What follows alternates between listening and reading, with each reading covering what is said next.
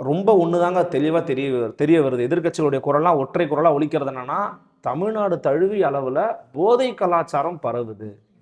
அதுவும் குறிப்பாக யங்ஸ்டர்ஸ் மத்தியில பரவுது. பரவுது. இது காவல்துறைக்கு தெரியுமா தெரியாதா பவித்ரா? உங்க கருத்து என்ன? கண்டிப்பா காவல்துறைக்கு தெரியாம இது நடக்கிறதுக்கான வாய்ப்புகளே இல்ல. ஏன்னா, ஒவ்வொரு இடத்துலயும் செக்கிங் இருக்கு. ஒவ்வொரு இடத்துலயும் பார்க்க முடியுது. சோஷியல் மீடியால எல்லாமே வீடியோஸா வருது. இப்போ நமக்கே அது தெரியுது. ஊடகவியலாளர்கள் எல்லாரும் அத வீடியோவா போடுறாங்கங்கும்போது, காவல்துறைக்கு மட்டும் கண்ணு தெரியாதா என்ன? அப்படிங்கிற ஒரு கேள்விதான்.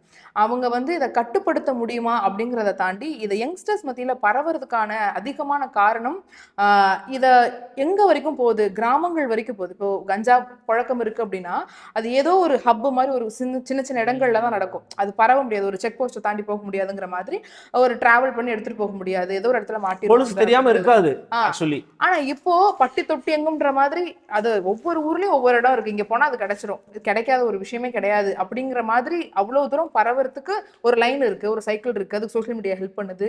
யங்ஸ்டர்ஸ் அதுக்கு ஹெல்ப் பண்றாங்க. மிக முக்கியமா ஒரு சிலர் இன்னும் ஓப்பனா சொல்லாட்டியுமே இதுல நிறைய பெண்களும் ஈடுபடுறாங்க. இந்த டிராவல் பண்றதுக்கு பெண் ஏன்னா அவங்க கிட்ட செக்யூரிட்டி இருக்கு.